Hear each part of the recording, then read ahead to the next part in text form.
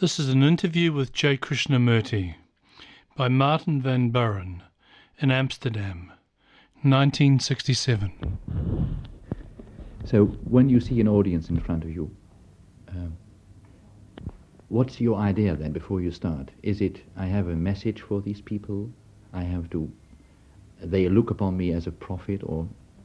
No, it's not like that at all, sir.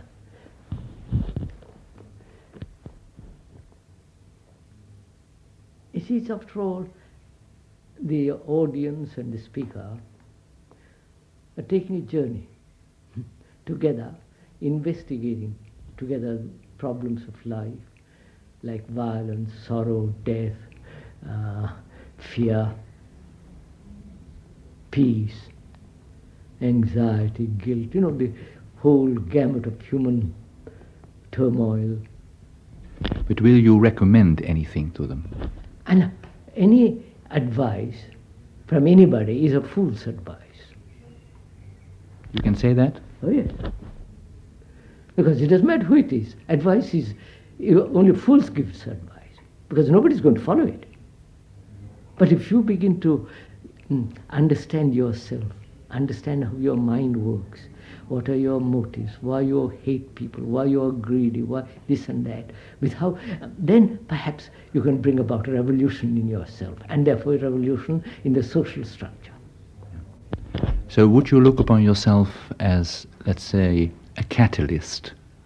Yes, you know what perhaps, I mean? Yes, perhaps. But that's a chemical... Well, I know it's from science, but it may be a good comparison. More than that. You see, sir, I've been talking nearly for 45 years. We began long before in Oman. Perhaps you've heard about that. And we resolved the order. I was the head of a big organization, and we resolved it. Yes, and all that. And I've been talking all over the world, except behind the Iron Curtain in the communist world. And people come because they have problems. Whether there is God, or God is dead, or whether there is whether we should accept authority, the established order. So, instead of my telling them what they should do, which would be merely another authority, we say, let's find out together, let's see why we obey, for example, a priest or a policeman. Why we have these nationalities warring at each other, why the world has divided into religions, Christian, Hindu, Muslim. It's all just man's invention. It's not God's invention, obviously. No. But the priests like to think it's God's invention to exploit people. So, is it possible to be free from all nationalities? So that we are human beings, not German, Dutch, Greek or Indian. We are human beings. And we have human problems. And that's the only thing that matters, not what you believe in. Does the word ideal Yes? appear in your speeches? No. To me, ideals, if I may use a rather strong word, all ideologies are idiotic, because they're just inventions. But what is important, what is not idiotic, is to understand the fact of what one is.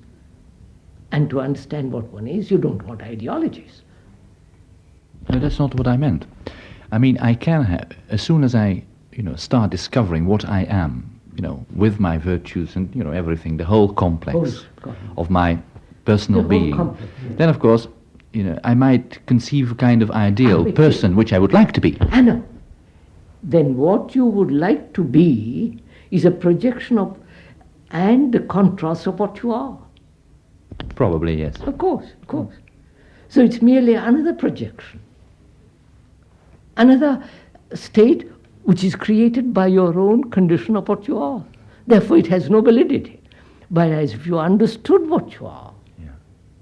But once I begin to know myself, I discover how many, say, faults and defects I have. How many? Say, for instance, that you are violent. Let's take. For instance.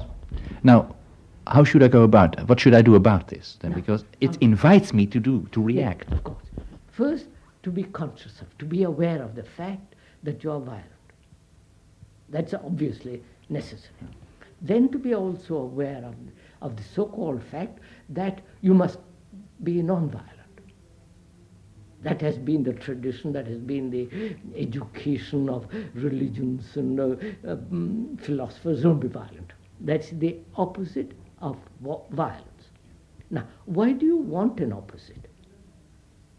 Because I think that it might be better than what I am now. Now, if you are pursuing the opposite, which is non-violence, you are in the meantime sowing actually violence. Mm-hmm. So why not face the fact that you are violent? But I do. Then how do you face it? That is the real crux of the matter. How do you look at violence? With a concept? Yes, because Of course. The concept then is the ideology which prevents you from looking. Yes, you mean there's a screen behind reality, Of course. between me and And reality. fact. Yeah, that's what I read here Yeah. too. Could I stop? When I was a boy of 9,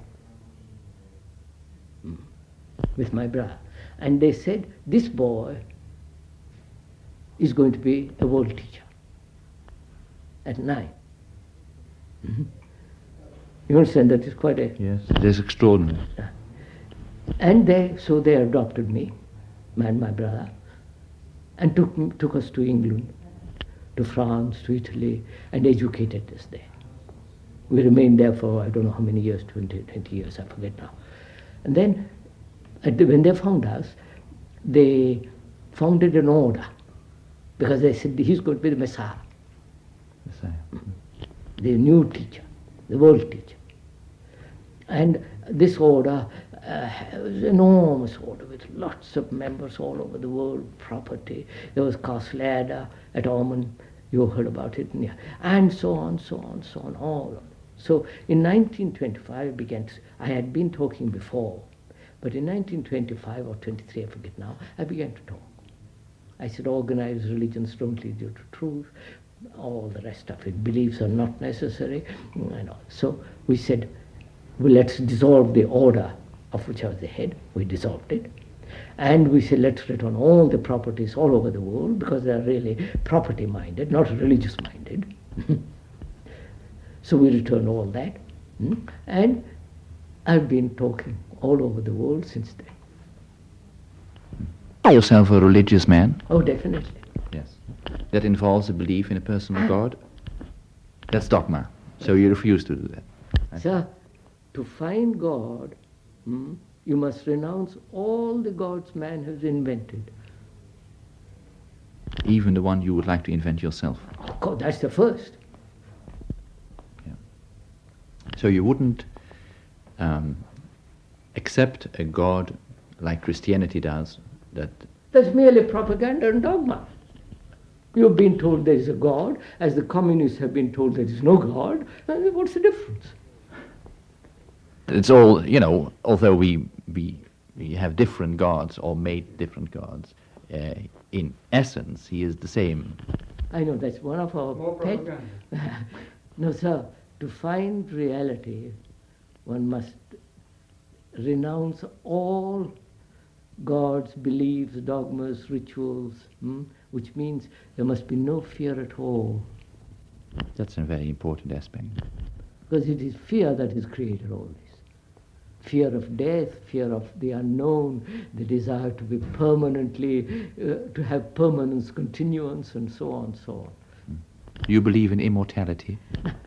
That is really, you see, believe, is the word believe is really not scientific at all. Have you at any moment had a feeling for yourself that you're immortal?